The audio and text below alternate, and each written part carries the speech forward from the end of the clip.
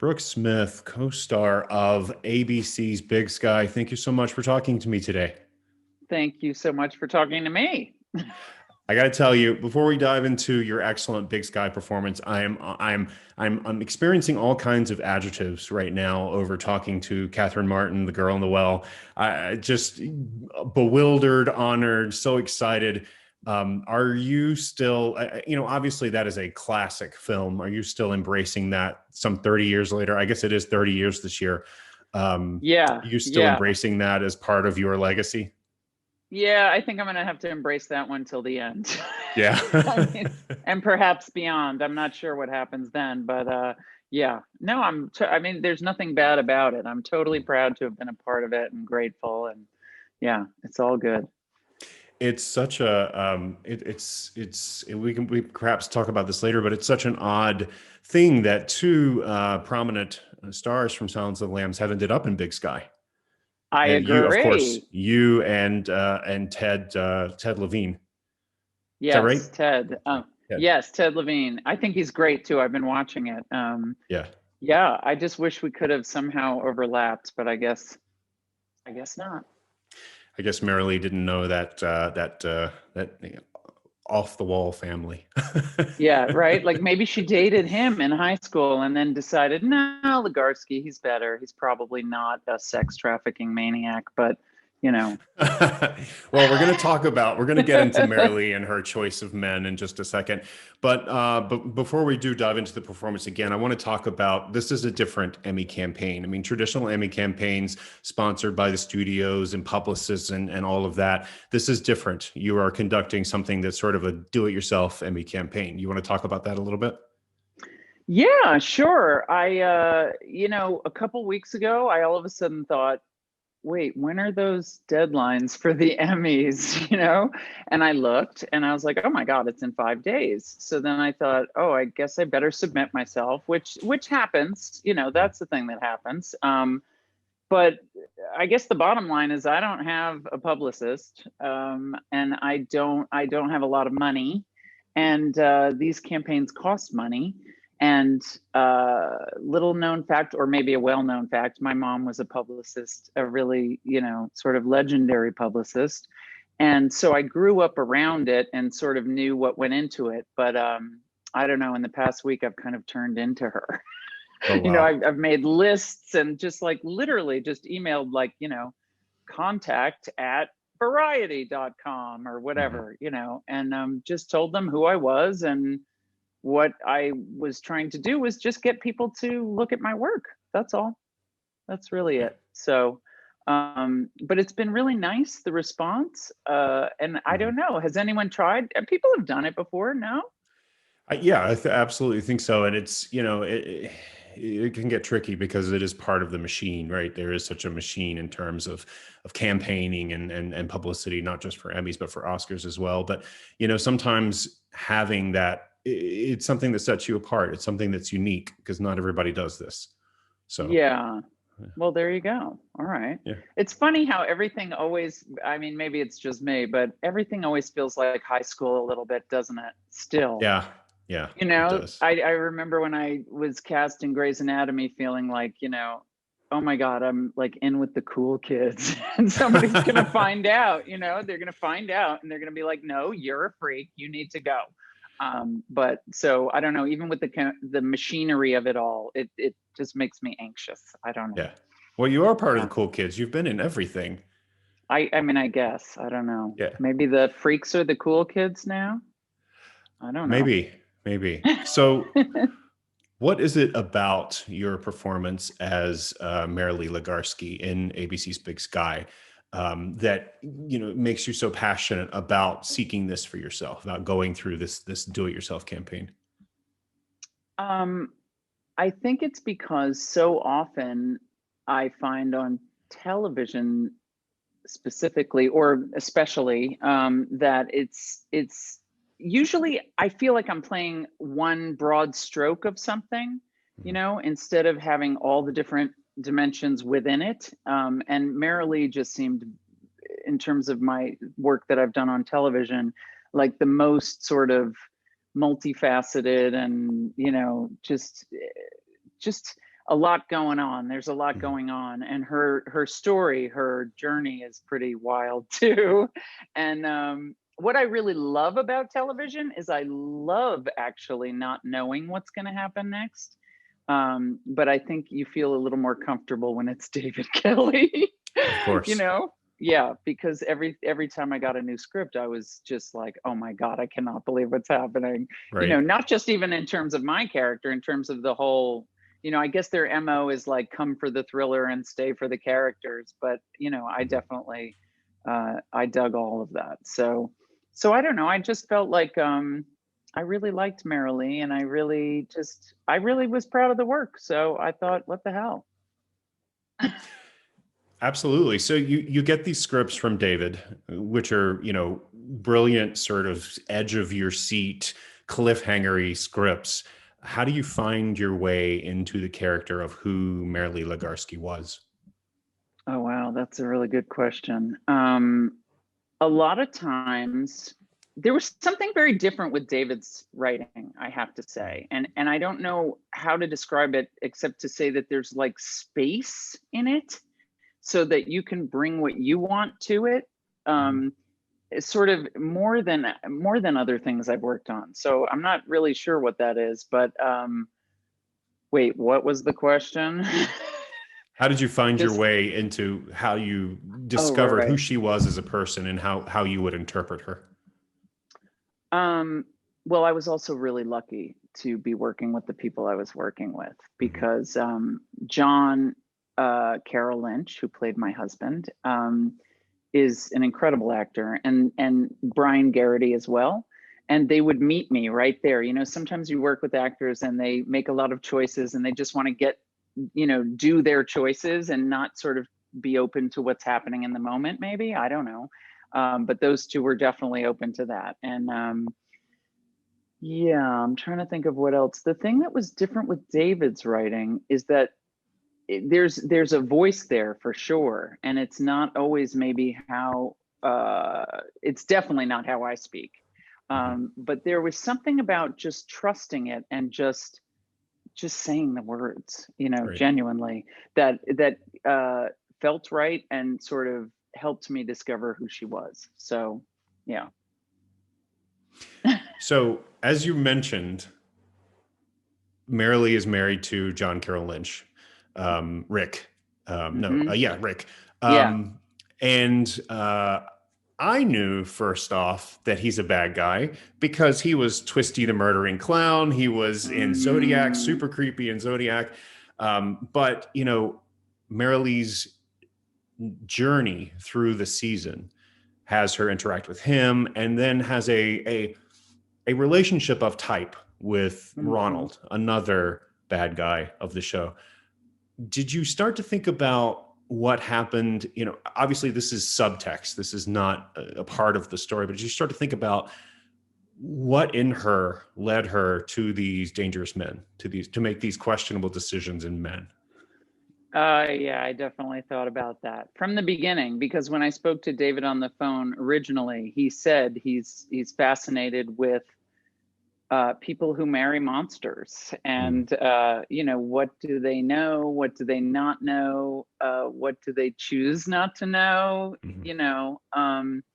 and uh, yeah, I did think about it a lot, and I think there's a scene in the first episode. It's in the first episode where, Mhm. or maybe it's in the second or third. Sorry, I can't really remember, but it's early, and it's when Rick has woken up early and he's sitting in the dining room, and I come in, and it's a moment for him to really tell me something's up, and to be intimate and to be present and to connect with me, and he doesn't do it.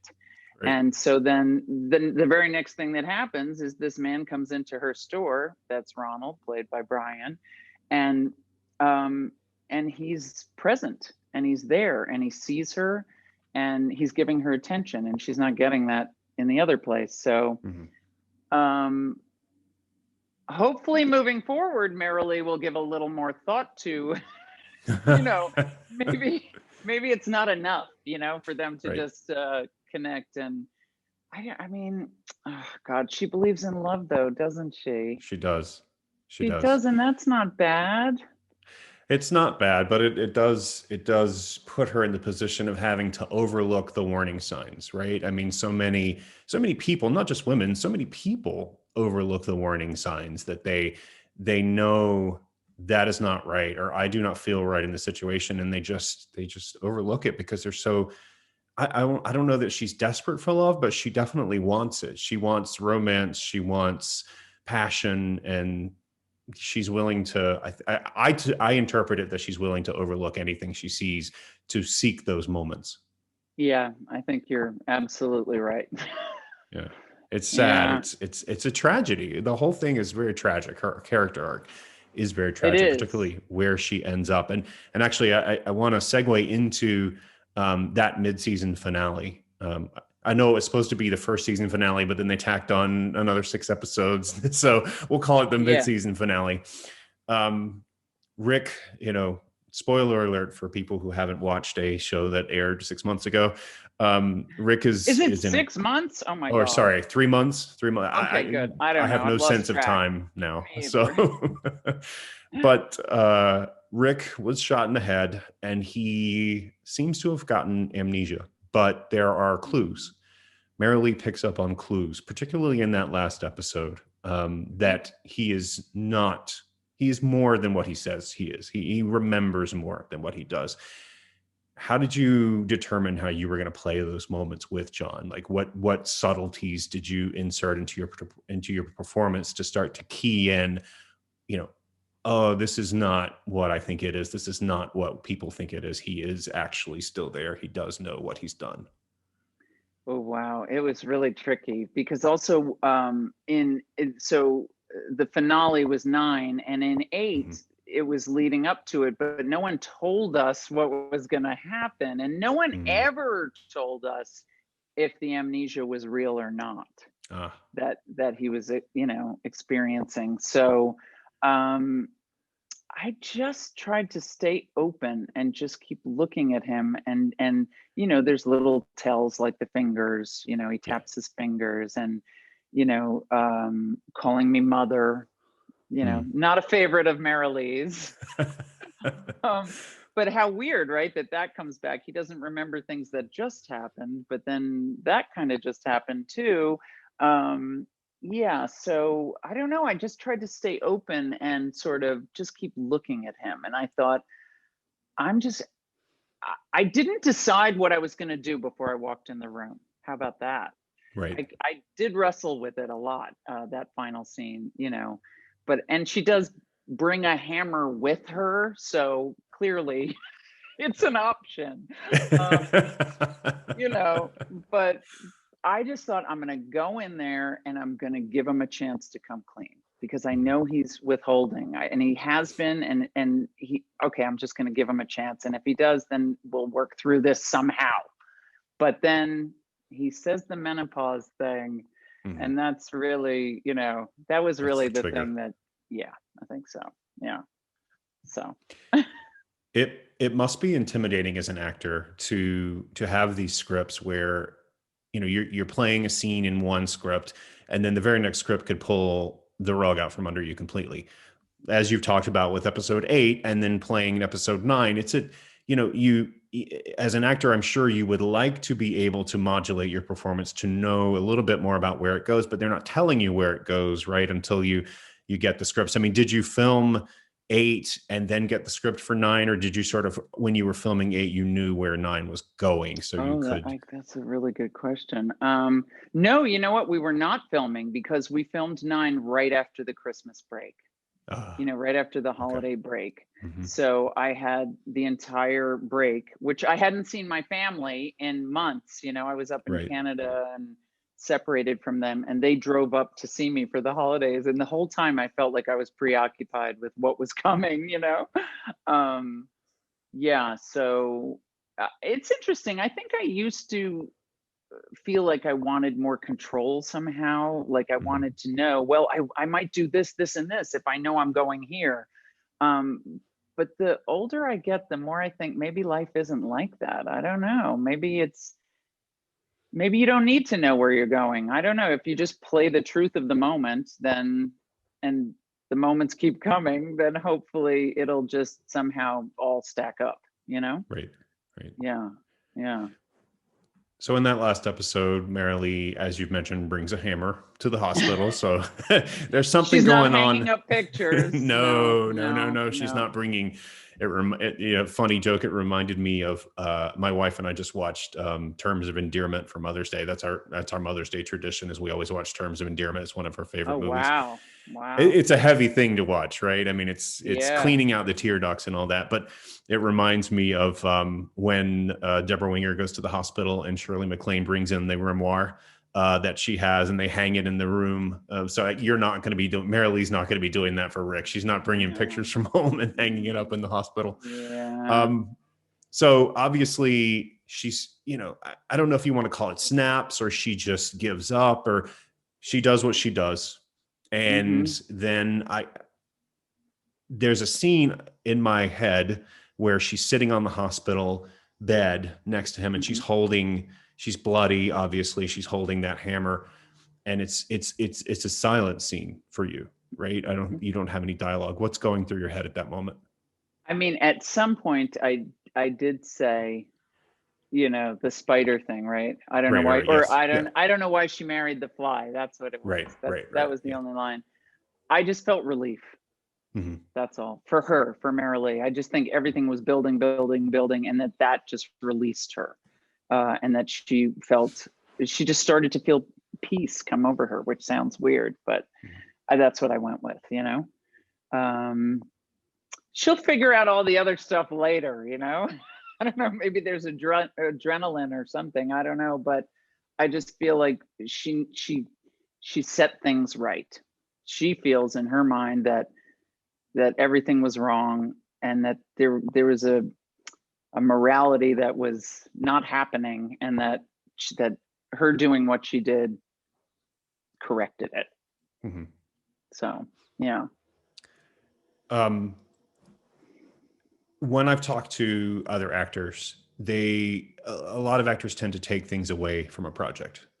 Whether it takes a while to get out of the character, or you picked up something new.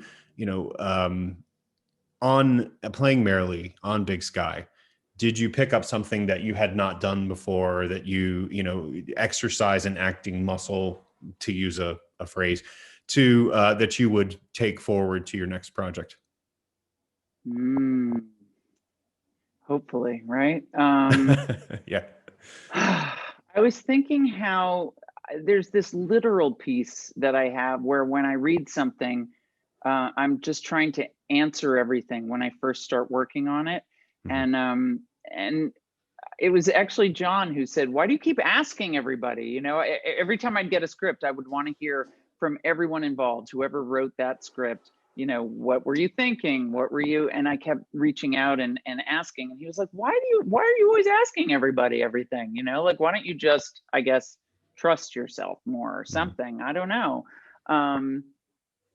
So I feel like maybe that's something I learned. I learned to not try to, that I don't need to know everything. I mean, that I don't know why it seems like such a major realization to me, that I can just play the truth of the moment, like I said, and not worry about everything else.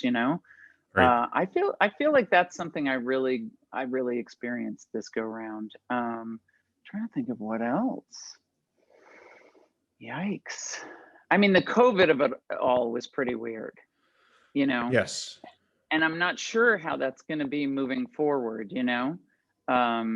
Very strange to live in a bubble and to be so isolated and then tested all the time. I'm sure other people have talked about it, but and then to go to work and to have a mask on literally until they're rolling, all through rehearsals, all of it, and then all of a sudden to be, okay, I'm going to kiss this man, Right. it's just like, whoa. But hopefully hopefully things will get back to normal, and that won't be something I will have to adjust to in the future. Absolutely. Did you find that it was changing your facial expressions when you came to film? Because if you rehearsed with a mask on, you kind of, That's a really you good know, I question. do this in day-to-day interactions with people. I overemphasize my eyes because people can't see me smiling, or those kinds of facial expressions that you just in sort of common human interactions you have from this part of your head. But all of a sudden, if you cover your mouth, did you find over accentuation in terms of your using of your eyes or hands or other ways that came Wow, up in that's rehearsals? I've been so fascinated by, I guess I've been reading lips a lot longer than I thought I was, or maybe I'm deaf. I'm not really sure what's going on, but now with the masks, it's really hard. I can't really hear anything. I mean, Right. can you? That's like a thing, right? It's tough, particularly people. My son Oh, mumbles a lot. My son uh-huh. mumbles a My lot. husband So, does too. My husband does so it's too. And very I'm hard like, when you hear those. Yeah. articulate. Yeah, Yeah. you got to articulate. Exactly. Um, that's interesting though. Maybe when you said that, I was thinking I tend, me, Brooke, to look at people when they talk when I'm Mhm. working, like Mhm. all the time. Like I never take my eyes off them. And maybe because of the mask and all of this, maybe I freed myself up to, I can have a conversation with you and be looking over here. There's no reason why I can't do that, right? Right. And so I don't know. I'll have to go back and look. It's so odd. Hopefully we can get back to normal and be mask free and fully vaccinated, of course, and everyone's safe, so that the industry and all of that can get back to where it was before. The industry and all of that, like the Yeah, world. the Yeah. world. Yes. Well, yeah, exactly. Well, it's super important, this Hollywood business, right? Yeah, I guess it is. Yeah, seems like it. I know I binged a lot of stuff while I was locked up. So yeah, What was the favorite? What was your favorite thing that you saw while you were locked up? I really enjoy watching 10 the Call Your Agent. You Oh, know okay. the French. I just love that. No, I It's like a little haven't seen it. bonbon. So cute. You should watch Okay. it. Okay. What else did I watch? I watched Breaking Bad. Like I think I'm the Oh. last person to see that. I don't think I'd be telling anyone anything new to say, check that one out. What else? My God, I watched so much. I watched the entire BoJack Horseman. Did you ever see Okay. that? That's very I have good. seen it. Yes. It's Oh a good yes, did show. your kid make you watch it? No, no, I would, my kid's probably not old enough yet. They're too young. Yeah, Yeah. few. Yeah. Um, yeah, I don't know, all kinds of things. So yeah. Excellent. Excellent. What's your Well, favorite Brooke, stuff that you've oh, seen? what have I said? Oh gosh. Mm-hmm. Well, my wife and I had already seen The Crown season 4. Mm-hmm. Um, Mm-hmm. I haven't seen that and yet. then my wife and she had not, I had gotten, so we have this, I annoy her because I will get into a show and I will binge it very quickly, and she's not a binger, right? So I will get it in advance. So I kind of just stopped watching shows with her. And then during the pandemic, we were like, nope, we're going to get through this individually. We're going to take up some time because there wasn't much, it wasn't much we could do. Couldn't go anywhere. I mean, you could walk outside, which we did a lot, but there wasn't much new outside Mm. of streaming stuff. So we did watch all of The Crown. So Mm-hmm. I've grown to really appreciate that show even more than I did before. Just the nuances of it, and just the brilliant acting. And Gillian Anderson, of course, as Margaret Thatcher is amazing. Mm. But what else do we watch? Schitt's Creek again. Oh yeah, I watched it too. I was Yeah. like last one to see that one. Yeah. Yeah, a lot of catching That up. was great. Well, you've It's been like, so oh busy. yeah, You've been in everything, so you work all the time. I guess. I don't know. I don't know. Well, Um, I was looking at your Wikipedia page just to remind myself of the things that you've been in. I was such a huge fan of Bates Motel. I oh was God, me too. heartbroken when that ended, and I'd actually had talked to Carrie, the showrunner, Aaron. Yeah, yeah, Carrie Aaron. Aaron. Sorry, ugh, Hmm. I knew that wasn't right as soon as it came out of my mouth. Aaron, the showrunner, No, no, you're and right. It's uh, Carrie Aaron. It's Carrie both. Aaron. Yes. Okay. Yes. Yeah. Thank you. Yeah. Um, I tried to get her rewrite the script. Don't have Norman kill his mother, because Vera Farmiga Um, was just, I didn't want to see her die. I didn't want, I really, it was emotional. Like I didn't sob or anything like that, but I just did not want to see her die. Cause I mean, her work on that show was so astounding, and the character that she built Amazing. is, Yeah, unbelievable. When I watched the whole thing, I remember I walked into the other room and said something like, to my kid, really nice mom here, something like, don't worry, no matter what you do, if you murder anything, I got you, like, like, she was unbelievable on that show, wasn't she? Yes, she really Vera. was.